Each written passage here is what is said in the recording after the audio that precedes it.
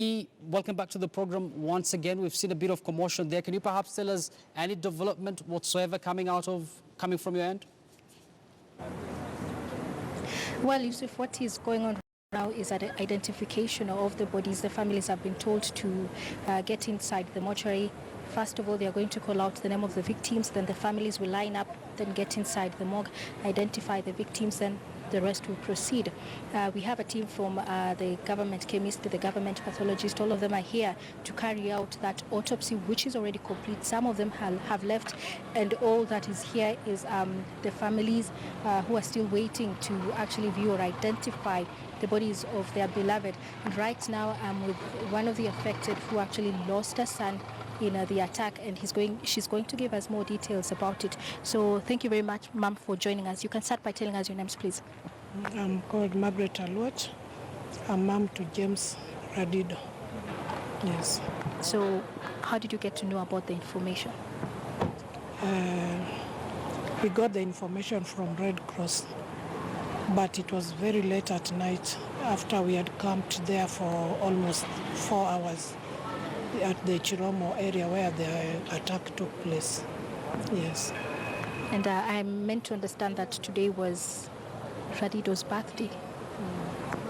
There? It was his birthday. So did you have any plans of celebrating his birthday? Not really, other than wishing him a happy birthday. But normally the wife surprises us with a dinner. Yeah, like last year we had dinner together on his birthday, in spite of our busy schedules. Yes. And of course, as a mom, you're going to speak highly of your son. So what kind of a person was Radido? How would you describe him? James was an outgoing person. He was so outgoing that even before we could tell even some of our relatives, they were already getting the news from other sources. This tells you the amount of interest people had when he went missing. So James was a footballer. He liked football, and he liked it in that he played, and he also coached young children to play football. Every weekend he always had a match to go to. In fact, most weekends we would get to see him for a very short while because he is from one football match or going to another. That was his passion. He loved it so much. Secondly, James is a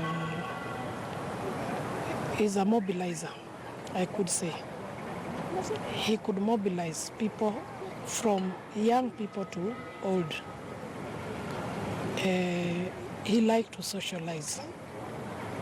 Let's say, in short, he was a people's man. Yes. And maybe I'm not just exaggerating. You can even get this, you can confirm this from his friends. And you'll see even his news is spreading in many groups, WhatsApp groups and even Facebooks. Most of them are getting the news even from there before even we as the family have told them. Yes. So have you been able to identify the body? And if you have, how was it inside there? We have. It's full of blood.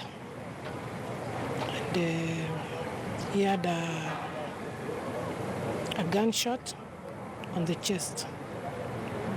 So we are yet to get any other results from the, maybe if they conduct a post-mortem, maybe we'll get more results from there. But what we could physically see is that the body was full of blood. Yes. So maybe from here, what next?